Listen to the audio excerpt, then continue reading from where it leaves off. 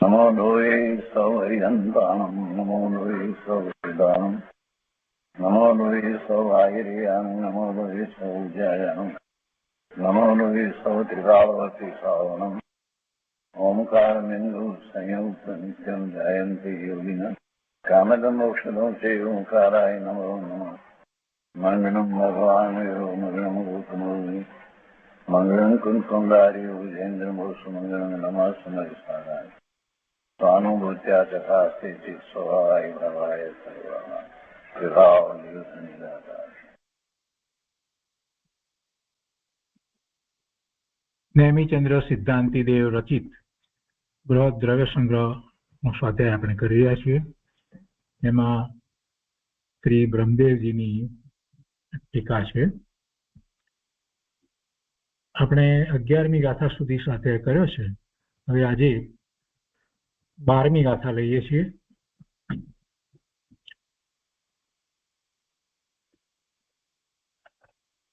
ચૌદ જીવ સમાસની વાત 12મી ગાથામાં અહીંયા કરવામાં આવી છે. અને 12મી ગાથા પહેલા ગુરુદેવ કહે છે કે હવે આ ત્રસ્તાવરપણાને 14 જીવ સમાસ દ્વારા બતાવે છે, એમ કરી અને 12મી ગાથા કહેવામાં આવી છે. તો 12મી ગાથા સંસ્કૃતમાં આ રીતે છે: સ્વમનસ્કા અમનસ્કા જ્ઞેયા પચેન્દ્રિયા निर्मनस्काः परे सर्वे बादर सूक्ष्मैकेन्द्रिया सर्वे पर्याप्ता इतरे च. हिंदी में गाथा है: मन बिन अर मन सहित सुजान पचेन्द्रिय पर सब मन हानि बादर सूक्ष्म एक ही अक्ष सब पर्याप्त इतर प्रत्यक्ष. 12મી ગાથાના અન્વયાર્થમાં કહે છે કે પચેન્દ્રિયા સ્વમનસ્કા અમનસ્કા, એટલે પચેન્દ્રિય જીવ મન સહિત અને મન રહિત. સ્વમનસ્કા એટલે મન સહિત અને અમનસ્કા એટલે મન રહિત, એટલે કે સંગની. મન સહિત છે તે સંગની અને મન રહિત છે તે અસંગની ને આ જાણવા જોઈએ.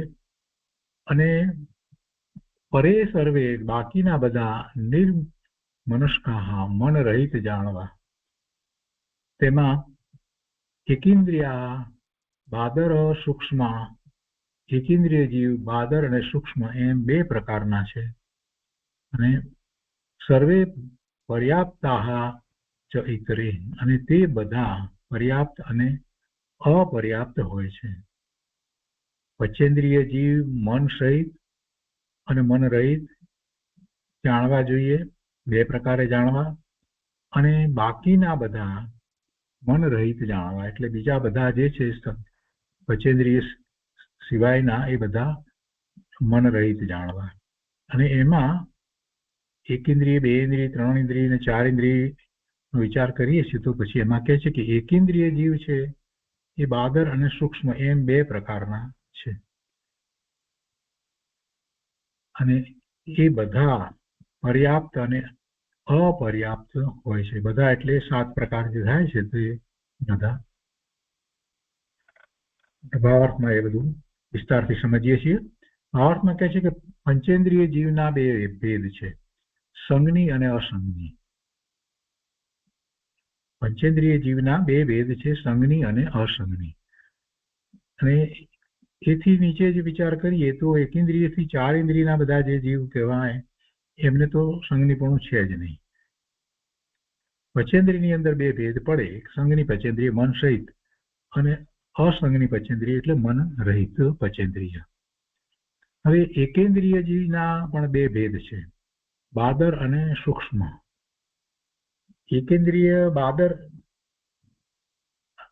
એટલે એકેન્દ્રિય જીવ બીજાને બાધા આપે છે અને પોતે બાધા પામે છે, એ બાદર. બાદર અને સૂક્ષ્મ એટલે સૂક્ષ્મ થી વિરુદ્ધ જયારે બાદર કહેવામાં આવ્યું છે તો બાદરનો અર્થ જ થાય છે કોઈ અપેક્ષાએ સ્થૂળપણું પણ એને કહી શકાય. અને એમાં તો એટલું સ્થૂળપણું હોય તો એ એ જીવ જે છે એ જે શરીર સાથે રહ્યો છે એ શરીર પણ એ પ્રમાણે હોય તો એ આપણને ઇન્દ્રિયનો વિષય પણ બને. એટલે બાદર એક ઇન્દ્રિય જીવ બીજાને બાધા આપે કેમ કે એ મોટું છે એટલે એની અવગાહના જે છે એટલી છે બાદર.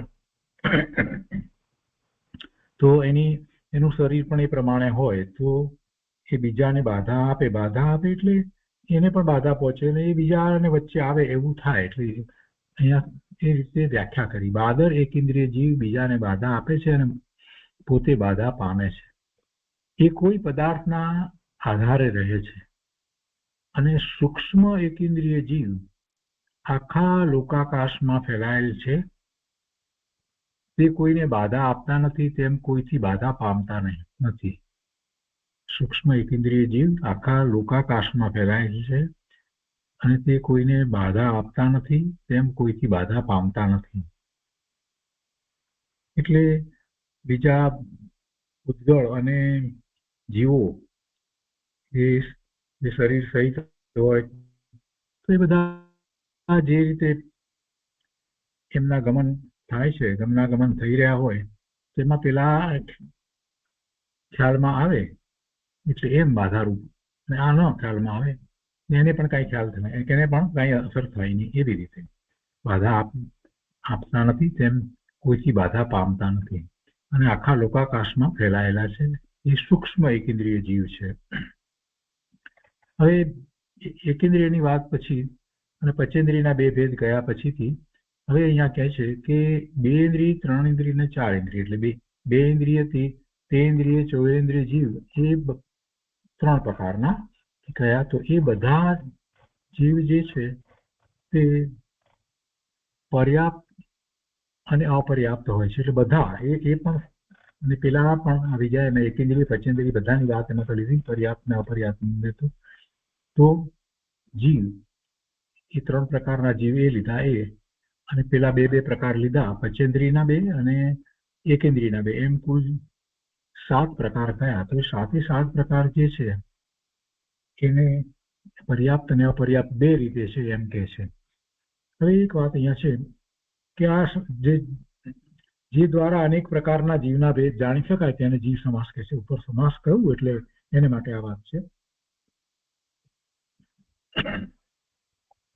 ટૂંકમાં જીવના ભેદ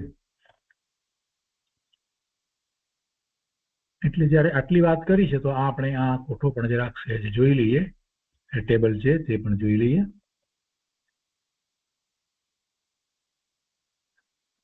અહીંયા 14 જીવ સમાસ એટલે જીવના ભેદ. એમાં 2 મુખ્ય ભેદ પાડીએ તો પહેલા ત્રસ અને બીજો સ્થાવર. તો સ્થાવરની અંદર એ બાદર અને સૂક્ષ્મ એમ લેવાય, બાદર અને સૂક્ષ્મ.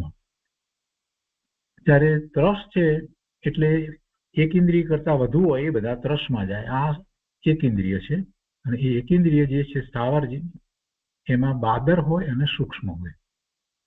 હવે 2 ઇન્દ્રિયથી 5 ઇન્દ્રિય વાળા જે છે એ બધા ત્રસ કહેવાય. અને એ ત્રસની અંદર એમાં સકલ અને વિકલ એવા 2 ભેદ પાડ્યા. સકલ એટલે જે પંચેન્દ્રિય છે એને સકલ કયા.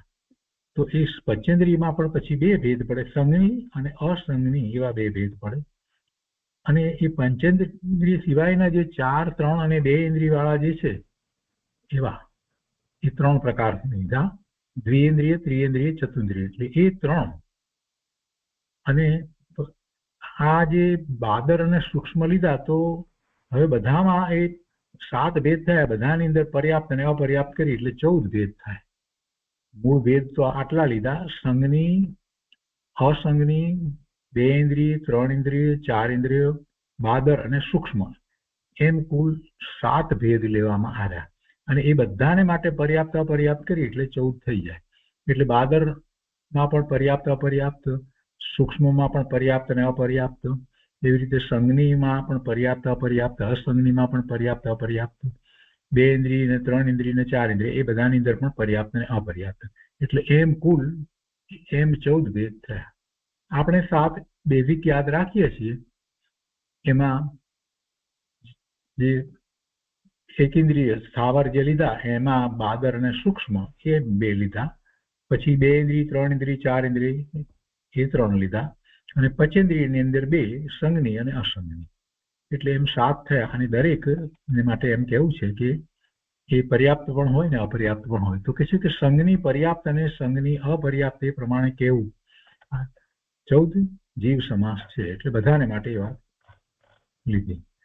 હવે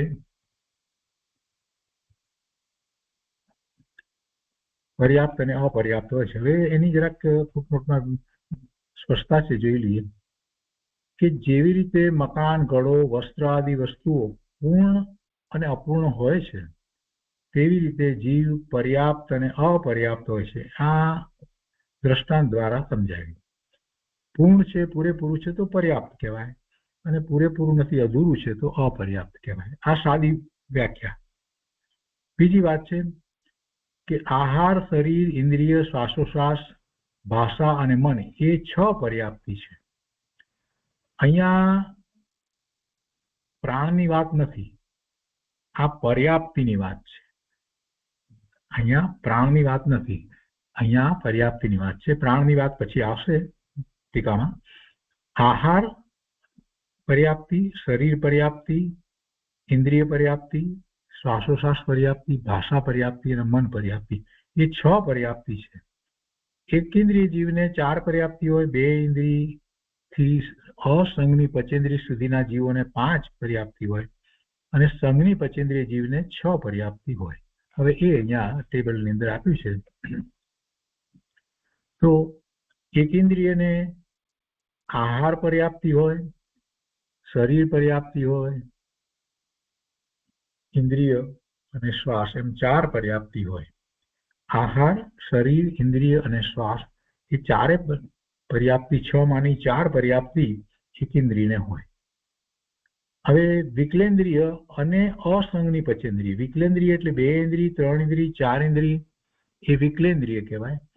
અને બીજા પંચેન્દ્રિય પણ અસંગની છે. અસંગની એટલે મન વગરના છે.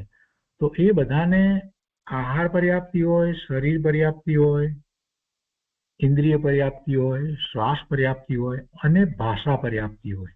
કેમ કે 2 ઇન્દ્રિય હોય એટલે એને ભાષા હોય છે. 3 ઇન્દ્રિય, 4 ઇન્દ્રિય, 5 ઇન્દ્રિય બધાને ભાષા. તો એમને 5 પર્યાપ્તિ થઈ.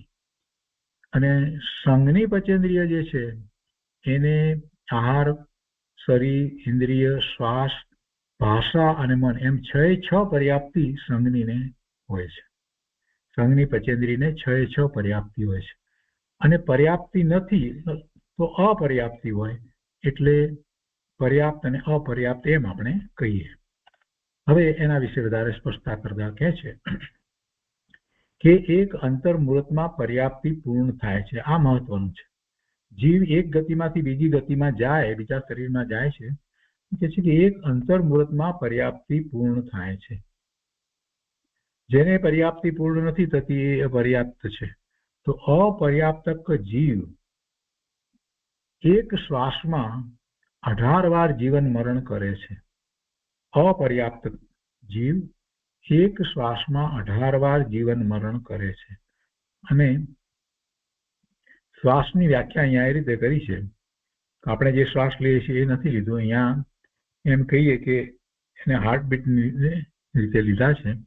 તો કહે છે કે નિરોગી પુરુષની એક વાર નાડી ચાલવામાં જેટલો વખત લાગે તેને શ્વાસ કહે છે. અને 48 મિનિટમાં 3773 શ્વાસ થાય છે. એટલે લગભગ એમ કહેવાય કે 1 મિનિટમાં 78 જેટલા થાય. તો એટલા જીવન મરણ કરે કોણ? અપર્યાપ્ત જીવ એક શ્વાસમાં 18 વાર જીવન મરણ કરે છે. એને શ્વાસની વ્યાખ્યા આ રીતે કરવામાં આવી કે 48 મિનિટમાં 3773 શ્વાસ થાય. એટલે બીજી રીતે એમ સમજી શકાય મેડિકલી કે હૃદયના ધબકારાની વાત એમાં લીધી છે. અને એટલામાં એ 18 વાર જીવન મરણ કરે એટલે એ અપર્યાપ્ત છે, પર્યાપ્તિ થઈ નથી, એને આવા જીવન મરણ થાય છે. હવે કહે છે તાત્પર્ય એના ઉપરથી કે આ ગાથા પણ સંસારી જીવનું સ્વરૂપ બતાવે છે. અહીં એમ સમજવું કે પર્યાપ્તિઓ અને પ્રાણ તે તો પૂતગળના પર્યાયો છે, અને તેમાં જે જ્ઞાન છે તે જીવ છે. આ તો બધું પૂતગળ છે. જીવ તો જ્ઞાન સહિત જ છે. એ અપર્યાપ્ત હોય ત્યારે પણ એ અનંત ગુણનો પિંડ ભગવાન આત્મા જ છે. પણ એની વર્તમાન દશા એવી છે, વર્તમાન પર્યાયમાં એને એવી અપર્યાપ્તિ છે, પર્યાપ્તિ થઈ નથી, એટલે એનું જીવન અતિ અલ્પ પ્રમાણમાં હોય છે. આયુષ્ય એટલું જ હોય છે. એટલે જે આપણે જે જોઈએ છીએ, ઇન્દ્રિય દ્વારા ખ્યાલમાં આવે છે, એ બધા જે શરીર જે છે એ કંઈ આત્મા નથી. આત્મા તો જે જ્ઞાન છે એ જ આત્મા છે. તેમાં જે જ્ઞાન છે તે જીવ છે, અને એના ઉઘાડ બધાના જુદા જુદા પર્યાયો અને પ્રાણોથી ભિન્ન જે નિજ શુદ્ધ આત્મતત્વ તે જ ઉપાદેય છે, એવો અહીંયા ભાવાર્થ કહેવામાં આવ્યો છે.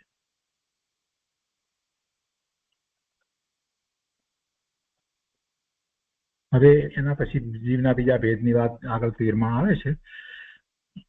તો આ ગાથા ઉપર જે ટીકા લખી છે એ આપણે લઈએ છીએ. બ્રહ્મદેવજીની ટીકા 12મી ગાથાની, એમાં પહેલા ગાથા ફરીથી વાંચીએ છીએ. પંચેન્દ્રિય જીવ સંગની અને અસંગની એમ બે પ્રકારના જાણવા. બાકીના બધા જીવ મન રહિત અસંગની છે. એકેન્દ્રિય જીવ બાદર અને સૂક્ષ્મ બે પ્રકારના છે. આ બધા જીવ એટલે આ 7 પ્રકાર કયા તે બધા જીવ પર્યાપ્ત અને અપર્યાપ્ત હોય છે. ટીકામાં આવે કેટલીક સ્પષ્ટતાઓ કરે છે. મૂળ સિદ્ધાંતની વાતો છે એ કહી છે, એને આપણે યાદ રાખવાની છે કે સમસ્ત શુભાશુભ વિકલ્પ રહિત, હમણાં કહ્યું એટલે સમસ્ત શુભ અને અશુભ બંને પ્રકારના વિકલ્પ રહિત પરમાત્મા દ્રવ્યથી વિલક્ષણ અનેક પ્રકારના વિકલ્પોની જાળ રૂપ મન છે. જે જીવો તે મન સહિત હોય તેને સમનસ્ક એટલે સંગની, મન સહિત એટલે સમનસ્ક એટલે સંગની, અને તેનાથી વિપરીત અર્થાત મન રહિત હોય તેને અમનસ્ક એટલે અસંગની જાણવા. વળી કે છે અહીંયા પંચેન્દ્રિય એવા અર્થાંત સંગની અને અસંગની એમ બે ભેદવાળા પંચેન્દ્રિય જીવો હોય છે. પંચેન્દ્રિય સંગની અને અસંગની હોય છે. આવી રીતે સંગની પંચેન્દ્રિય અને અસંગની પંચેન્દ્રિય એમ બે ભેદવાળા તિર્યંચો જ હોય છે. સંગનીપણું અને અસંગનીપણું બે જે કહેવામાં આવ્યું પંચેન્દ્રિયમાં, તો પંચેન્દ્રિય નારકી, પંચેન્દ્રિય મનુષ્ય અને પંચેન્દ્રિય દેવ એ 3 ગતિના પંચેન્દ્રિય જીવો જે છે એ તો સંગની જ હોય, એમાં અસંગનીપણું હોય નહીં. તો અસંગની એટલે મન વિનાના, મન રહિત પંચેન્દ્રિય જીવો એ તિર્યંચમાં જ હોય છે. અમુક એવા મચ્છ, માછલા વગેરે જે હોય છે એ 5 ઇન્દ્રિયો તો છે પણ મન નથી હોતું, એટલે એ તિર્યંચમાં જ હોય. અસંગની પંચેન્દ્રિય એ તિર્યંચમાં જ હોય, પણ મનુષ્ય, નારકી, દેવ એ પંચેન્દ્રિય એ સંગની જ હોય છે. આગળ કહે છે કે પંચેન્દ્રિય સિવાયના બીજા બધા એટલે એમાં દ્વિઇન્દ્રિય, ત્રિઇન્દ્રિય, ચતુઇન્દ્રિય જીવો અમનસ્ક જ હોય છે, એટલે મન વિનાના જ હોય છે. અને વળી આગળ કહે છે કે બાદર અને સૂક્ષ્મ એકેન્દ્રિય જીવો છે તેઓ પણ 8 પાંખડીવાળા કમળના આકારવાળું જે દ્રવ્યમન અને તેના આધારે જે શિક્ષા, વચન, ઉપદેશ આદિને ગ્રહણ કરનાર જે ભાવમન એ બંનેથી રહિત હોવાથી અસંગની છે. બાદર અને સૂક્ષ્મ એકેન્દ્રિય જીવો પણ મન રહિત છે. અને અહીંયા મનની વ્યાખ્યા કરી છે. મન કયા પ્રકારે છે? તો મન 2 પ્રકારે. મન જે છે એ દ્રવ્યમન અને ભાવમન આપણે કહીએ છીએ. તો હૃદયના સ્થાનમાં એવું એ 8 પાંખડીવાળા કમળના આકારનું અને એ કમળ ઊંધું, એવી રીતે એ દ્રવ્યમન છે. અને તેના આધારે શિક્ષા વચન ઉપદેશ આદિને ગ્રહણ કરનાર એવું એ ભાવમન. તો એ દ્રવ્ય મન અને ભાવ મન છે. આપણે જાણીએ છીએ કે ભાવ મન એ તો જ્ઞાન છે, એ તો ક્ષયોક્ષમિક જ્ઞાન છે. જેમ દ્રવ્યેન્દ્રિય ને ભાવેન્દ્રિય એવી એમાં ભાવેન્દ્રિય તે ક્ષયોક્ષમિક જ્ઞાન છે. એવી જ રીતે મન છે એમાં ભાવ મન છે એ પણ જ્ઞાન છે. જ્યારે દ્રવ્ય મન છે એ તો પૂતગલનો સ્કંદરૂપ છે. તો એવું દ્રવ્ય મન અને તેના આધારે આ ભાવમન છે, એટલે કે જેને દ્રવ્યમન છે એને ભાવમન હોય એમ કહેવાનો આશય છે. અને ભાવમન દ્વારા આપણે શિક્ષા વચન ઉપદેશ આદિને ગ્રહણ કરીએ છીએ. એટલે શ્રુત જ્ઞાન જે છે એ આ ભાવમન સાથે જોડાયેલું છે અને દ્રવ્યમન જેને હોય છે એને જ એવું હોય છે. તો એ બંનેથી રહિત જે છે એ બધા અસંગની છે. અને અસંગની પચેન્દ્રિયો પણ હોય, એકેન્દ્રિયથી માંડી અને અસંગની પચેન્દ્રિય સુધીના બધા જે છે તો એ બધાને મન હોતું નથી. હવે કહે છે કે ઉપર કયા પ્રમાણે સંગની અને અસંગની રૂપે પચેન્દ્રિયના બે ભેદ કયા. એ પછીથી દ્વિઇન્દ્રિય, ત્રિઇન્દ્રિય અને ચતુરેન્દ્રિય રૂપે એ વિકલત્રય અથવા તો વિકલેન્દ્રિય, તો એના 3 ભેદ કયા, એટલે 5 થયા. અને એકેન્દ્રિયના 2 ભેદ, બાદર અને સૂક્ષ્મ રૂપે એકેન્દ્રિયના 2 ભેદ કયા. તો એમ કુલ 7 ભેદ થયા. આ 7 ભેદ થયા. હવે આ 7 ભેદ થયા, પણ એમાં એ 7 પર્યાપ્ત પણ હોય અને અપર્યાપ્ત પણ હોય.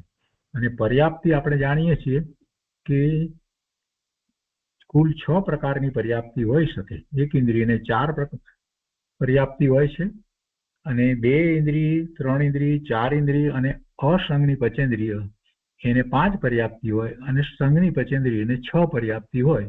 એ વાત આપણે અહીંયા જોઈ દ્રવ્યસંગ્રહની અંદર આમાં જોઈ. આ પર્યાપ્તિની વાત છે. એકેન્દ્રિયને 4, વિકલેન્દ્રિય અને અસંગનીને 5 પર્યાપ્તિઓ છે. હવે પર્યાપ્તિઓ કઈ છે? 6 પર્યાપ્તિઓ: આહાર, શરીર, ઇન્દ્રિય અને શ્વાસ. જો અહીંયા પ્રાણની વાત નથી. આપણે જ્યારે પ્રાણની વાત કરતા હોઈએ છીએ ત્યારે તો ત્યાં આપણે આયુષ અને શ્વાસ એ 2 લઈએ છીએ, પછી શરીર છે અને ઇન્દ્રિય લઈએ છીએ. એમાં આહાર નથી આવતો. પ્રાણની વાત કરીએ ત્યારે શું કહીએ છીએ આપણે કે 4 પ્રાણ હોય એક ઇન્દ્રિયના. કયા 4 પ્રાણ હોય? શરીર પ્રાણ હોય, ઇન્દ્રિય પ્રાણ હોય, શ્વાસ અને આયુષ, એમ એવા 4 પ્રાણ હોય છે. તો ઇન્દ્રિય એકેન્દ્રિય છે તો 1 છે, અને એમાં આપણે 2 ઇન્દ્રિય વાળા લઈએ તો 2 ઇન્દ્રિય થઈ, શરીર 1 થયું, શ્વાસ અને આયુષ એમ થાય. એટલે એ ત્યાં પછી 2 ઇન્દ્રિય વાળાને જે એ 6 થઈ જાય છે, કેમ કે બીજી ઇન્દ્રિય જે છે એની સાથે એને રસ છે, એટલે ભાષા પણ એમાં સાથે એટલે આવી જાય છે. એ અપેક્ષાથી ત્યાં 6 થાય. અને પછી તો એક પ્રાણ વધારતા જવાના. એટલે એક ઇન્દ્રિયને 4 પ્રાણ હોય છે, 2 ઇન્દ્રિયને 6 પ્રાણ હોય છે, 3 ઇન્દ્રિયને 7, 4 ઇન્દ્રિયને 8, પચેન્દ્રિયને 9 અને સંગની પચેન્દ્રિયને 10 પ્રાણ હોય. તો એમ 10 પ્રાણ થાય. ઇન્દ્રિય જેમ વધતી જાય એ પ્રમાણે. પણ અહીંયા એ પ્રાણની વાત નથી, અહીંયા પર્યાપ્તિની વાત છે. તો પર્યાપ્તિની અંદર આહાર પર્યાપ્તિ સૌથી પહેલી પર્યાપ્તિ જે છે તે આહાર પર્યાપ્તિ. જીવ જે શરીર હવે પ્રાપ્ત કરવાનો છે તો એમાં એને પહેલા એ આહાર પર્યાપ્તિ હોય છે. એ આહાર ગ્રહણ કરે છે, વિગ્રહ દશામાં જાય છે, અને ત્યારથી પછી 2 સમય પછીથી તો એ આહાર લે છે અને એમ શરીર બનાવે છે આખું. એટલે અને પછી શરીર બને છે. હવે પૂરેપૂરું પર્યાપ્ત શરીર થાય તો બરાબર છે, અને ન પર્યાપ્ત થાય, અપર્યાપ્ત થાય તો એનું વધારે જીવન કંઈ હોતું નથી.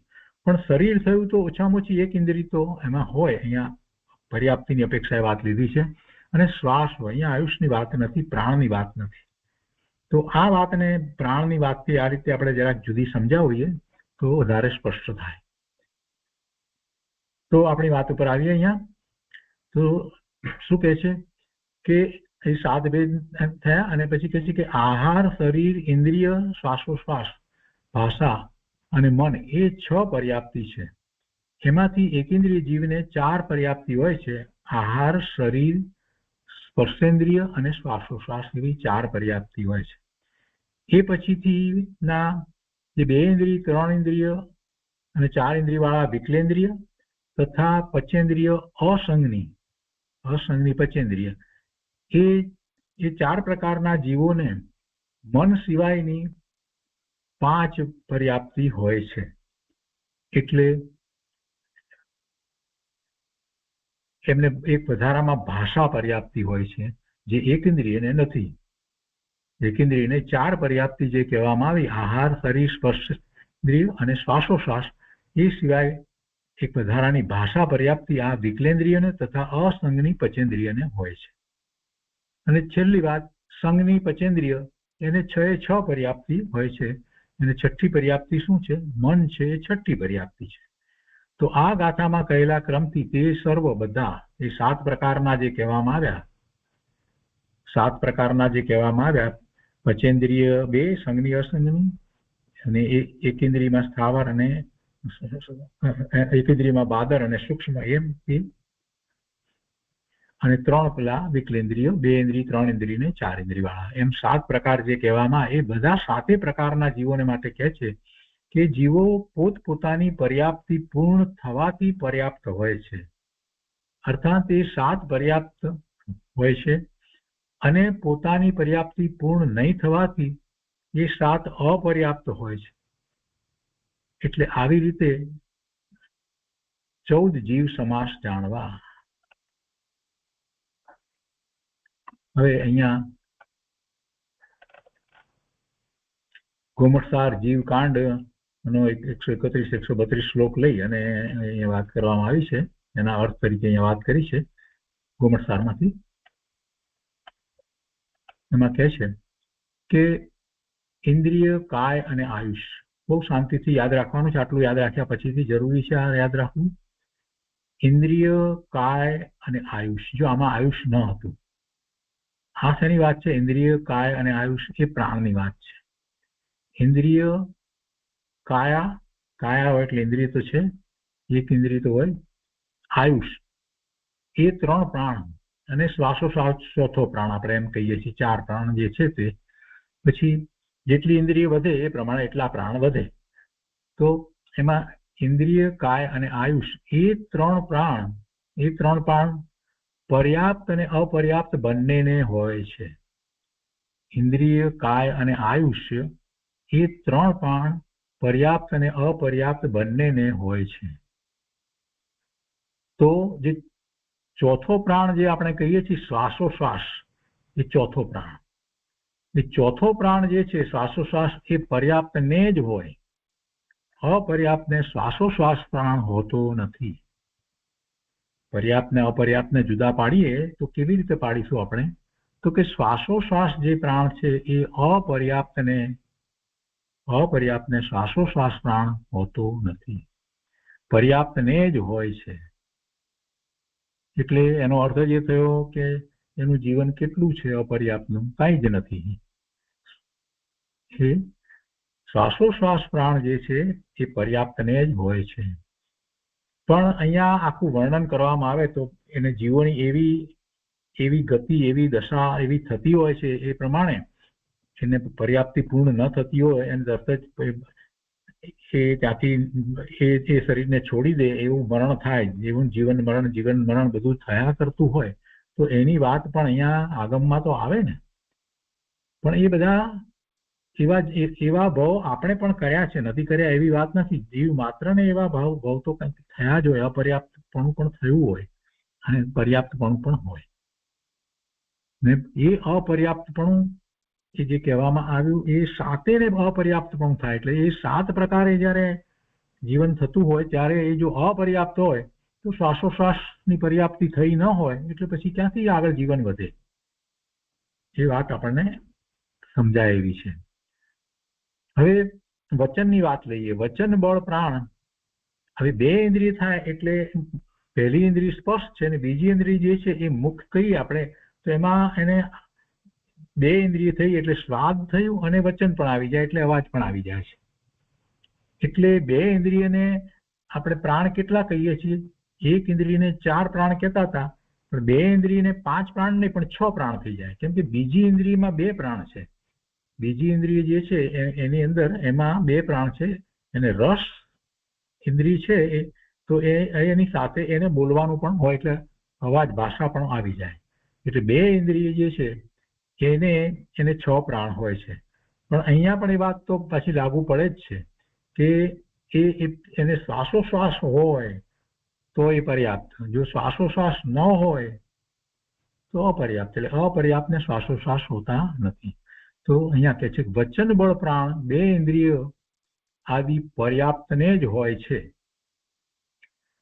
હવે એ વાતને અહીંયા સ્પષ્ટ કરી દીધી બીજી રીતે કે વચન બળ પ્રાણ બે ઇન્દ્રિય તો થઈ, તો બે ઇન્દ્રિય પ્રમાણે એને વચન તો હોવું જોઈએ, પણ જો એ પર્યાપ્તિ એની પૂરી નથી થતી તો એ વચનની પર્યાપ્તિ જે છે એ પર્યાપ્તિ જે પૂરી ન થઈ એ છેલ્લી બાકી રહી હોય તો વચન બળ પ્રાણ જો એને નથી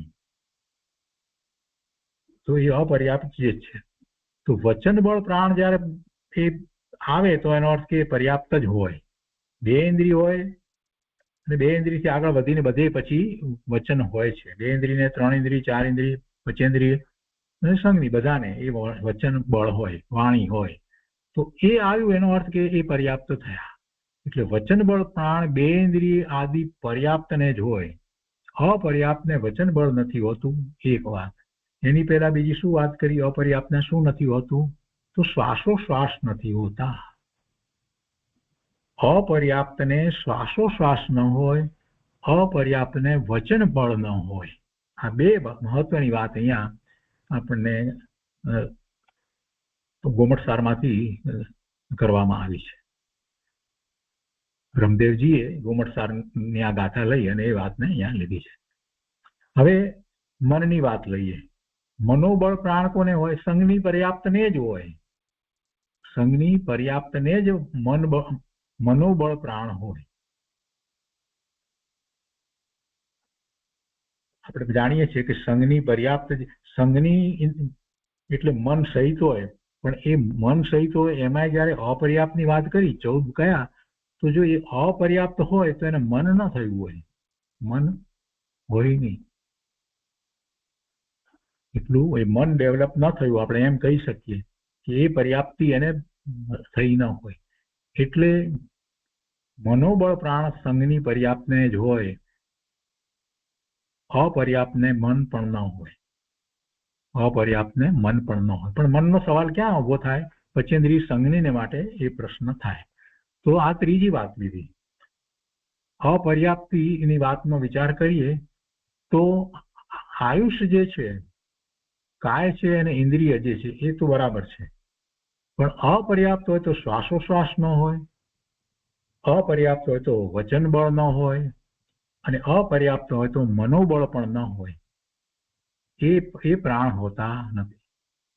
પર્યાપ્ત અવસ્થામાં સંઘની પંચેન્દ્રિયોને 10 પ્રાણ હોય, એ આપણે બરાબર સમજ્યા છીએ. પર્યાપ્ત સંઘની પંચેન્દ્રિય લઈએ એટલે એને 5 ઇન્દ્રિયો છે, મન છે, વાણી છે, કાયા છે, શ્વાસોશ્વાસ છે અને આયુષ છે. એમ 10 પ્રાણ એને હોય. એટલે પર્યાપ્ત અવસ્થામાં સંઘની પંચેન્દ્રિયને 10 પ્રાણ હોય છે. હવે અસંઘની પંચેન્દ્રિયને મન સિવાયના 9 પ્રાણ હોય. એ સિવાયના 9 પ્રાણ હોય, પણ એ પણ પર્યાપ્ત હોય. તો પર્યાપ્ત ન હોય અસંઘની પંચેન્દ્રિય તો પછી એને પેલું વચન ક્યાંથી હોય? શ્વાસોશ્વાસ ક્યાંથી હોય? એટલે એ 9 પ્રાણની વાત કરી એ પણ કોને? પર્યાપ્તને. એટલે 10 પ્રાણ જયારે કહીએ છીએ સંઘની પંચેન્દ્રિયને તો એ પર્યાપ્તને. અસંઘની પંચેન્દ્રિયને 9 પ્રાણ કહેવામાં આવ્યા, એ પણ પર્યાપ્તને. અને એ જ રીતે 4 ઇન્દ્રિય વાળાને મન કર્ણેન્દ્રિય વિના 8 પ્રાણ, અને 3 ઇન્દ્રિય વાળાને મન કાન અને ચક્ષુ ઇન્દ્રિય વિના 7 પ્રાણ, અને 2 ઇન્દ્રિય વાળાને મન કર્ણ ચક્ષુ અને ઘ્રાણેન્દ્રિય વિના 6 પ્રાણ. આ આપણે સમજ્યા. પણ એ બધા પર્યાપ્તને હોય. એકેન્દ્રિયને 4 પ્રાણ જે કહેવામાં આવ્યા તો એ પર્યાપ્તને, 2 ઇન્દ્રિયને 6 પ્રાણ કહેવામાં આવ્યા તો એ પર્યાપ્ત 2 ઇન્દ્રિયને, 3 ઇન્દ્રિય વાળા અને 7 પ્રાણ કયા તો એ પર્યાપ્ત નહીં. અને 4 ઇન્દ્રિય વાળાને 8 પ્રાણ કહેવામાં આવ્યા તો એ પર્યાપ્ત નહીં. અને પંચેન્દ્રિય અસંગનીને 9 પ્રાણ કયા તો પણ એ પર્યાપ્ત નહીં. અને પંચેન્દ્રિય સંગનીને 10 પ્રાણ કર્યા તો પણ એ પર્યાપ્ત નહીં. એટલે પર્યાપ્ત જે 7 પ્રકાર લીધા છે એની મુખ્યતાથી જ આપણે તો વિચાર કરવાનો રહે છે. અપર્યાપ્ત હોય એને તો શ્વાસોશ્વાસ જ પહેલાતો નથી, વચન નથી અને મને નથી. એટલે 3 જે છે એ તો હોતા જ નથી. તો પહેલો શ્વાસોશ્વાસ જ નથી તો જીવન કેટલું, આપણે તો એમ વિચાર કરવાનો છે. તો એકેન્દ્રિય હોય અને પર્યાપ્ત જે છે તો એને 4 પ્રાણ છે. એને 4 પ્રાણ હોય છે. એક ઇન્દ્રિય છે, એક કાયા છે, શ્વાસોશ્વાસ ને આયુષ્ય, એને 4 પ્રાણ હોય છે. પણ જો એ એક ઇન્દ્રિય પણ જો પર્યાપ્ત નથી તો એને શ્વાસોશ્વાસ હોતા નથી. એટલે 3 પ્રાણ સહિત એનું જીવન હોઈ શકે નહીં, આગળ વધે નહીં. એટલે અહીંયા વાત કરે છે કે અપર્યાપ્ત જીવોમાં સંગની તથા અસંગની એ બંને પંચેન્દ્રિયોને શ્વાસોશ્વાસ, વચન બળ અને મનોબળ વિના 7 પ્રાણ હોય છે. શું કહે છે? અપર્યાપ્ત જીવોમાં સંગની તથા અસંગની, સંગની અને અસંગની બંને વિચાર કરીએ અપર્યાપ્તની અંદર, તો એ બંને પંચેન્દ્રિયોને શ્વાસોશ્વાસ, વચન બળ અને મનોબળ વિના 7 પ્રાણ હોય છે. 10 પ્રાણ હોતા નથી. એના વિનાના પ્રાણો, પેલાને અસંગની છે તો એને 9 પ્રાણને બદલે એને પણ 7 પ્રાણ હોય. અને સંગની છે તો એને પણ 10 ને બદલે 7 પ્રાણ હોય. કેમ કે એને શ્વાસોશ્વાસ, વચન નથી હોતા. અસંગની તો મન પણ નથી હોતું. અને એ જ રીતે પછી ચતુરેન્દ્રિયથી એકેન્દ્રિય સુધીના ક્રમે ક્રમે એક પ્રાણ ઘટે છે એ આપણે સમજ્યા. એટલે અપર્યાપ્તને કેટલા પ્રાણ છે એ આપણે સહેલાઈથી શોધીએ. માત્ર 2 વાત અહીંયા યાદ રાખવામાં આવે કે અપર્યાપ્ત જે હોય એને શ્વાસોશ્વાસ ન હોય અને વચન ન હોય અને મનોબળ પણ ન હોય. ત્રીજી વાતને સાથે લઈએ તો 10 પ્રાણ સંબંધી પર્યાપ્તને અપર્યાપ્તને કઈ રીતે હોય એ વાત સહેલાઈથી સમજાય. તો ફક્ત આ જે ગાથાઓ છે એની અંદર આ વાત લેવામાં આવી છે કે અપર્યાપ્તને શ્વાસોશ્વાસ, વચન અને મન એ હોતા નથી. હવે કહે છે કે આ બંને ગાથાઓમાં, એટલે આમાં જે ગાથાઓ ગોમટસારની બંને લીધી એની અંદર આગળ વાત કરે છે કે કહેલા ક્રમ પ્રમાણે યથાસંભવ ઇન્દ્રિય આદિક 10 પ્રાણ સમજવા એ આપણે જાણીએ છીએ. અહીં ભાવાર્થ એ છે કે આનાથી ઇન્દ્રિયો, પર્યાપ્તિઓ, પ્રાણો વગેરેથી ભિન્ન જુદો ભગવાન આત્મા છે. નિજ શુદ્ધ આત્મ તત્વ જે છે આ બધાથી જુદું એ જ ઉપાદેય છે. કેમ કે આ બધા પ્રાણ વગેરેની જે બધી વાત કરવામાં આવી, પર્યાપ્તિઓ, આ બધું પૂતગળ છે. એનાથી જુદો નિજ શુદ્ધ આત્મા એવો પોતાનો આત્મા એ જ ઉપાદેય છે. એ રીતે આ 12મી ગાથા છે. હવે આ ગાથા ઉપર પૂજ્ય ગુરુદેવ કાંજી સ્વામીએ જે વિસ્તાર કર્યો છે તે આપણે લઈએ. એ પહેલા અહીંયા એક બીજી વાત પણ લઈએ કે 13મી ગાથાનો ઉદ્બોધગાત્ર રીતે જે વાત લીધી છે કે હવે શુદ્ધ પારિણામિક પરમ ભાવ ગ્રાહક શુદ્ધ દ્રવ્યાર્થિક નૈતિક જીવો શુદ્ધ બુદ્ધ એક સ્વભાવ વાળા છે તો પણ પશ્ચાત અશુદ્ધ નૈતિક 14 માર્ગણા સ્થાન અને 14 ગુણસ્થાન સહિત હોય છે એમ પ્રતિપાદન કરે છે. અહીંયા 14 જીવ સમાસની વાત લીધી. હવે 14 માર્ગણા સ્થાન એટલે જીવના રહેવાના સ્થાન, ક્યાં ક્યાં જીવ હોય, અને 14 ગુણ સ્થાન. એની પછી એક વાત આવશે. તો ગુરુદેવનું પ્રવચન આપણે લઈએ છીએ 14 જીવ સમાસ ઉપર 12મી ગાથા. એના ગાથાના ભાવાર્થમાં કહે છે કે પંચેન્દ્રિય જીવ સંગની અને અસંગની એમ 2 પ્રકારના જાણવા. 2 ઇન્દ્રિય, ત્રિઇન્દ્રિય, ચૌરેન્દ્રિય એ બધા મન રહિત અસંગની. એક ઇન્દ્રિય, બાદર અને સૂક્ષ્મ એમ 2 પ્રકારના છે. તથા આ કહેલા 7 પર્યાપ્ત અને અપર્યાપ્ત એમ 14 જીવ સમાસ છે. આ બેઝિક વાત, પહેલી વાત લઈ લીધી ગુરુદેવે. અને તે પર્યાપ્ત અપર્યાપ્ત એ આહાર, શરીર, ઇન્દ્રિય, શ્વાસોશ્વાસ, ભાષા, મન એ 6 પર્યાપ્તિ હોય છે. આહાર, શરીર, ઇન્દ્રિય, શ્વાસોશ્વાસ, ભાષા અને મન એ રૂપ પોતાની વર્તમાન લાયકાતથી છે. ગુરુદેવ અહીંયા આ વાત મૂકે છે કે આ જે પર્યાપ્તિ જે છે એ પર્યાપ્તિ એને હોવી કે ન હોવી, અને એનું આ એકેન્દ્રિયથી માંડી અને સંઘની પચેન્દ્રિયપણું, એ બધું એની પોતાની લાયકાતથી, વર્તમાન લાયકાતથી છે, વર્તમાન એની યોગ્યતા એ રીતે છે માટે છે. વ્યાખ્યાર્થમાં કહે છે કે સર્વ પ્રકારના શુભ કે અશુભ વિકલ્પ તે આશ્રવ છે. શુભ ભાવ કે અશુભ ભાવ તે આશ્રવ છે. શુદ્ધ ભાવ છે એ જ સંવર છે. શુદ્ધ ભાવે કહીએ ત્યારે સંવર છે ત્યારે કોઈ આશ્રવ થતો નથી, અને શુદ્ધ ભાવ સ્વરૂપના લક્ષ્ય થાય છે અને ત્યારે આશ્રવ થતો નથી. પણ સ્વરૂપનું લક્ષ્ય નથી એટલે બહારમાં જ આપણું લક્ષ્ય છે ત્યારે શુભ અશુભ ચાલ્યા કરે છે. અને એ વાતમાં કેટલાકને એમ હોય છે કે આપણે તો કાંઈ કરતા જ નથી તો શુભ અશુભ કેવી રીતે થયું? તો એમ નથી. જ્યાં સુધી મિથ્યાત્વ છે ત્યાં સુધી એને કર્મના બંધ પડે છે, તો એનું લક્ષ્ય બહારમાં છે. એ વખતે શુભ અશુભ સતત ચાલ્યા કરે છે અને એવા નાના મોટા પ્રકારે એને કર્મનો બંધ થયા જ કરે છે.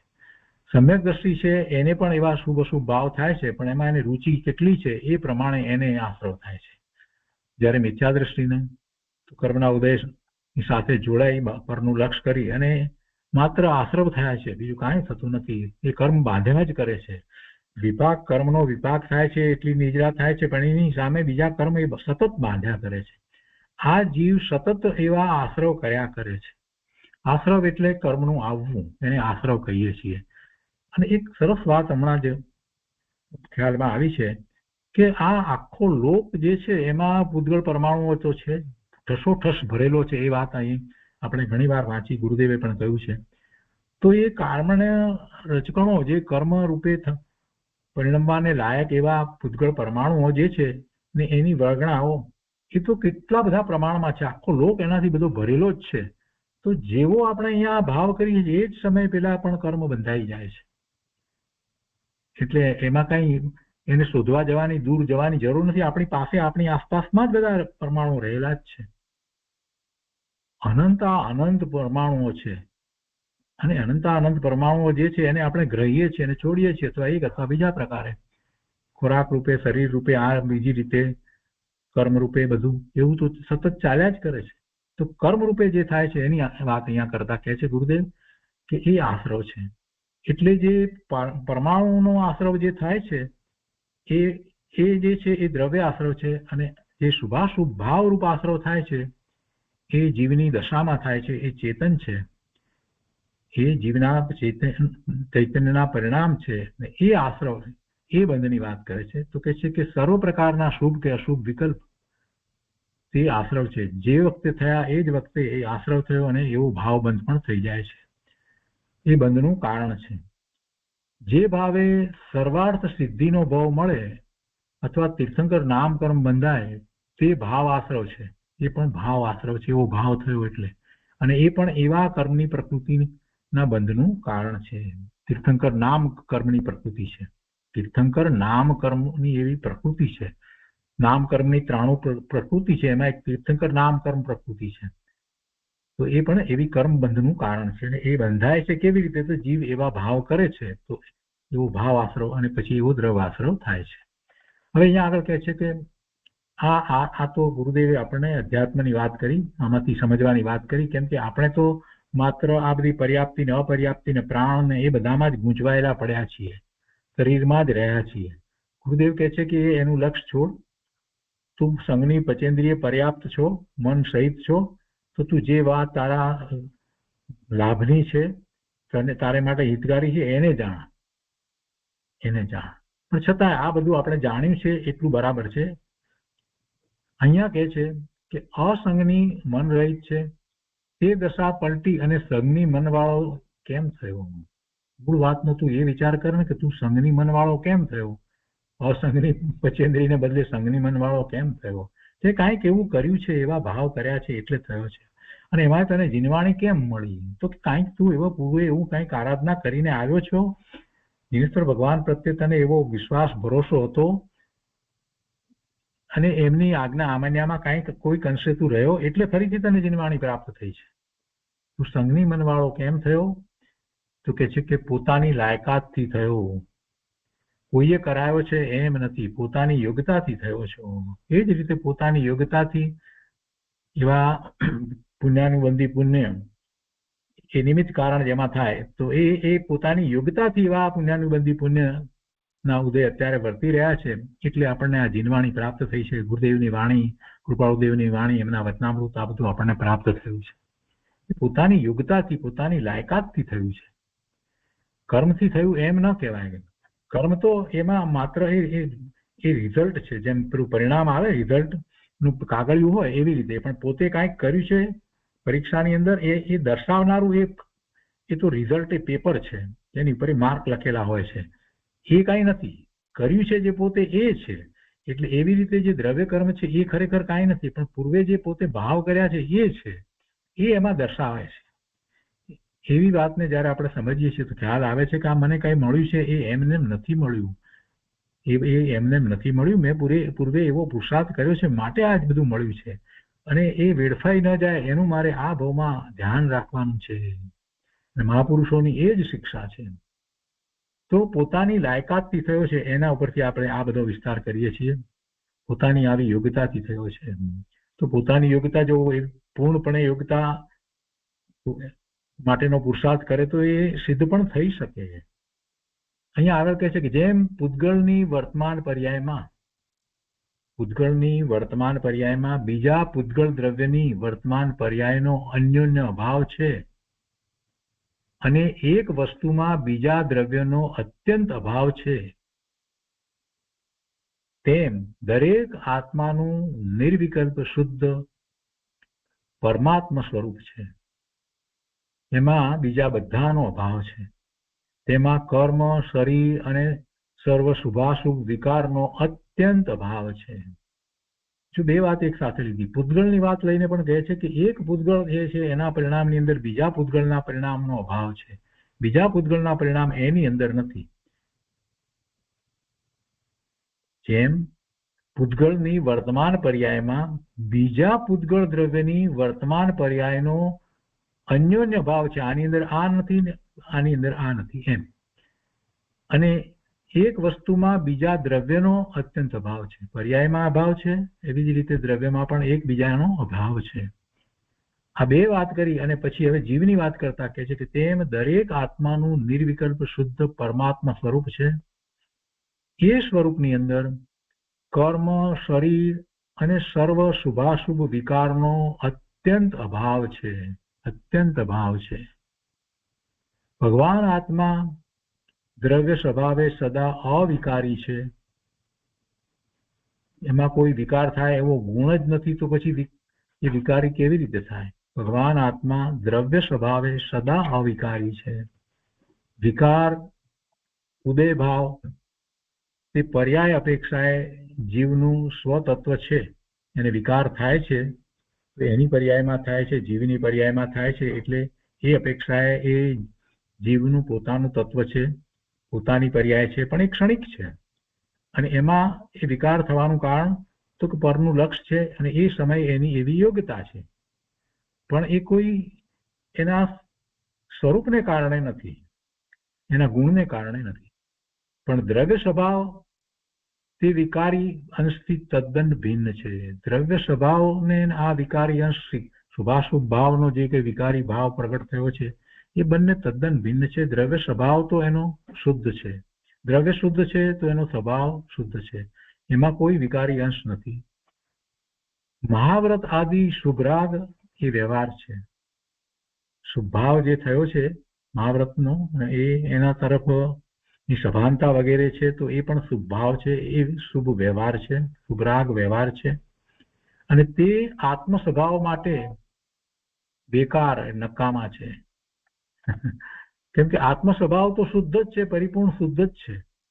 તો એને માટે આ શુભરાગનો જયારે વિચાર કરીએ છીએ તો આપણને ખ્યાલ આવે છે કે શુભરાગ જે છે એ આત્માના સ્વભાવ રૂપ નથી, આત્માના ગુણમાંથી એ પ્રગટ થયો નથી. અને એ શુભરાગને કારણે આત્મા સુધી પહોંચાતું નથી. શુભરાગમાં જ્યાં સુધી રોકાઈ રહીએ છીએ ત્યાં સુધી શુદ્ધ ભાવે થવાતું નથી. જ્યારે શુભ ભાવ છે તો એ શુભ ભાવમાં જ્યાં સુધી રહીએ છીએ ત્યાં સુધી ત્યાં સુધી શુદ્ધ ભાવે થવાતું નથી. એટલે શુભ ભાવને પણ છોડી અને શુદ્ધ ભાવે થવાય છે. એટલે કે છે કે તે આત્મ સ્વભાવ માટે એ બેકાર નકામા છે. આ વાત કેટલાય લોકોને બેસતી નથી. વર્તમાનમાં ઉપદેશકો એમ જ કહે છે કે બસ શુભ ભાવ કરો, શુભ ભાવ કરતા કરતા આગળ વધતા શુદ્ધ ભાવ થશે. પણ શુભ ભાવની દિશા અને શુદ્ધ ભાવની દિશા તદ્દન જુદી છે. શુદ્ધ ભાવની દિશા તો સ્વલક્ષી સ્વરૂપલક્ષી છે અને શુભ ભાવ જે છે એમાં તો દિશા પરલક્ષી છે. ભલે કદાચ મનમાં એવો વિકલ્પ ઉઠ્યો હોય તો પણ છેવટે એ મન તરફ એનું લક્ષ છે. જ્યારે સ્વરૂપ તરફ લક્ષ થાય ત્યારે શુભ રાગ હોતો જ નથી, એ શુદ્ધ ભાવ જ હોય છે. તો એટલા માટે ગુરુદેવ કહે છે કે તે આત્મ સ્વભાવ માટે એ નકામા છે. કેમ કે તે એક સમયનો અરૂપી વિકાર શુભ ભાવ એ ત્રિકાળ દ્રવ્ય સ્વભાવમાં નથી. તેથી તે અભૂતાર્થ છે. અભૂતાર્થ છે એટલે કે જે નવો થાય છે તે અભૂતાર્થ છે. ભૂતાર્થ છે એટલે કે જે છે તે છે એ ભૂતાર્થ. જે અનાદિથી છે એ ભૂતાર્થ છે અને જે નવું નવું થાય છે તે અભૂતાર્થ છે. શુભ ભાવ નવો નવો થાય છે અને શુદ્ધ ભાવ તો એના આનંદ ગુણને અનુસરીને છે એ ભૂતાર્થ છે. એનું લક્ષ કરતા જ એ પોતાને પ્રગટ પર્યાયમાં અનુભવમાં આવે છે. પણ પ્રગટ પર્યાયમાં અનુભવમાં નથી ત્યારે પણ એનો શુદ્ધ ભાવ તો છે, કેમ કે એનું શુદ્ધ સ્વરૂપ છે. અહીંયા આગળ કહે છે કે પુણ્ય પાપના લક્ષણ વડે આત્મદ્રવ્ય ન ઓળખાય. પુણ્ય પાપના લક્ષણ વડે આત્મદ્રવ્ય ન ઓળખાય. પુણ્ય પાપ તે વિકલ્પ જાણ છે. દાન દેવાના શુભરાગથી તથા અનુકંપાથી, यदि अनुकंपा करे એટલે એનો કારણે શુભ ભાવ થાય તો એનાથી સંસાર પરિત ન થાય. સંસાર ઘટી જાય અને પૂર્ણ થઈ જાય, સંસાર રહિત થઈ જવાય એવું બનતું નથી. સંસાર પરિત ન થાય પણ એનાથી તો પુણ્યનો બંધ પડે, એનાથી પુણ્ય થાય, એને પુણ્ય પ્રકૃતિનો બંધ પડે. કોઈ એમ કહે છે કે મેઘ કુમારે હાથીના ભવમાં સસલાની દયા પાળી અને તેથી સંસાર પરિત કર્યો, એટલે પરિત સંસાર કર્યો, તો તે વાત ન્યાય વિરુદ્ધ છે. કેમ કે શુભ ભાવથી બંધ પડે, સંસાર પરિત ન થાય. કેમ કે શુભ ભાવને કારણે બંધ પડે એટલે બંધ એ તો સંસાર છે. ભલે પુણ્યનો બંધ હોય તો પણ છેવટે તો એ સંસાર છે, ભવ તો કરવો જ પડે. કેમ કે શુદ્ધ સમ્યક દર્શન વિના સંસાર ઘટે નહીં. શુદ્ધ સમ્યક દર્શનમાં એ સંવરની દશામાં નવા કર્મનો બંધ નથી કરતો અને પૂર્વના કર્મ જે છે એનો ઉદય આવે અને એ વિપાક થાય અને એની નિજરા થઈ જાય છે અને એમ કરતા એને શુદ્ધિની વૃદ્ધિ થાય છે તો સંસાર ઘટે છે. એટલે કહે છે કે શુદ્ધ સમ્યક દર્શન વિના સંસાર ઘટે નહીં. કોઈ પણ પ્રકારના શુભ અશુભ ભાવ તે વિકલ્પ જાળ છે, તે જીવનું સ્વરૂપ નથી અને કોઈ પણ જીવને શુભ વિકલ્પ જાળોથી મોક્ષ માર્ગ રૂપ ધર્મ થતો નથી. શુભ વિકલ્પ જાળથી, શુભ ભાવથી પુણ્યનો બંધ પડે પણ મોક્ષ માર્ગ રૂપ ધર્મ થતો નથી. મન વડે શુભાશુભ રાગ થાય છે તે પરાલંબી વલણથી છૂટી, એ બધું પરનું આલંબન છે. શુભ ભાવ થાય ત્યારે અને અશુભ ભાવ થાય ત્યારે પણ એ પરના આલંબને જે થાય છે તો એવા પરના આલંબનને છોડીને, એટલે પરાલંબી વલણથી છૂટી નિર્વિકલ્પ જ્ઞાયક માત્ર સ્વભાવથી જ ધર્મ થાય છે. નિર્વિકલ્પ જ્ઞાયક માત્ર સ્વભાવનું લક્ષ કરી અને એવો સ્વભાવ ભાવે પરિણમે તો જ ધર્મ થાય છે, તો જ એને નિર્મળ પરિણામ થાય છે. હવે આ જગ્યાએ શુભ ભાવની આટલી વાત કરી છે, એનાથી ધર્મ નથી થતો, એટલે કેટલાક હજી એ રીતે પણ પાછી વાત કરે છે. પણ છેવટે કેમ શુભ ભાવથી આગળ વધતા એને એવા સંયોગો પ્રાપ્ત થાય છે ને, સંયોગો પ્રાપ્ત થાય છે તો પછી એ શુદ્ધ ભાવે થઈ શકે છે ને, આવી પણ દલીલ કરે છે. પણ છેવટે જે કોઈ સંયોગ જે છે અને જે કોઈ શુભ ભાવ છે એને છોડીને શુદ્ધ ભાવે જવાય છે. એટલે શુભ ભાવની રુચિ ન હોય, શુભ ભાવ તો આપોઆપ થાય છે. શુદ્ધ ભાવની રુચિ કરીએ એટલે જે એનો પુરુષાર્થ કરતા જે ભાવ હોય છે એ બધો શુભ ભાવ જ છે. એટલે શુભ ભાવ કરવો પડતો નથી, શુભ ભાવ એ બાય પ્રોડક્ટ છે. શુદ્ધ ભાવનો પુરુષાર્થ કરીએ ત્યારે શુભ ભાવ જે છે એ બાય પ્રોડક્ટ જેવો છે. જેમ ખેતરમાં ઘઉં વાવીએ તો ઘઉંની સાથે જે ઘાસ પ્રાપ્ત થાય છે, મળે છે, એ બધું બાય પ્રોડક્ટ છે. કોઈ ઘાસ વાવતું નથી, કોઈ ખેડૂત ઘાસ વાવતો નથી, ઘઉં વાવે છે અને એના જે ઢોર છે એને માટે એને ઘાસ એમને મફતમાં મળી જાય છે. તો એવી રીતે શુદ્ધ ભાવનો પુરુષાર્થ કરતા એ આખો શુભ ભાવ જ છે. એટલે એવી પુણ્યની પ્રકૃતિ, ઉત્કૃષ્ટ પ્રકારના પુણ્યના બંધ પડે છે. એને માટેનો કોઈ જુદો પુરુષાર્થ કરવાની જરૂર હોતી નથી. અને જ્યાં સુધી એ શુભ ભાવમાં અટક્યો છે ત્યાં સુધી શુદ્ધ ભાવે થઈ શકતો નથી. અને શુદ્ધ ભાવે થતો નથી તો એ શ્રેણી તો ક્યાંથી ચડશે? એટલે ગુરુદેવે આ વાત લખી છે, બહુ સરસ રીતે વાત કહી છે કે પરલા આલંબન વાળા શુભાશુભ ભાવનું લક્ષ છોડવું અને પોતાના સ્વભાવ ભાવે થવું. નિર્વિકલ્પ જ્ઞાયક માત્ર સ્વભાવથી જ ધર્મ થાય છે. તો આ પહેલા દિવસના પ્રવચનની અંદર આ વાત લીધી. એમાં ગાથાનો ભાવાર્થ જે છે એટલી વાત આ ગાથા વિશેની કરી અને વ્યાખ્યાન પછીથી જે મૂળ વાત જે છે તે અધ્યાત્મની વાત જ કરી. અને એના પછી બીજા દિવસના પ્રવચનની અંદર ફરીથી પાછી આ જે ટીકાની અંદર જે વાત આવી છે એ બધી વાત ગુરુદેવે લીધી છે. તો એ આપણે આવતા સ્વાધ્યાયમાં લઈશું. આજનો સ્વાધ્યાય અહીંયા સુધી રાખીએ છીએ.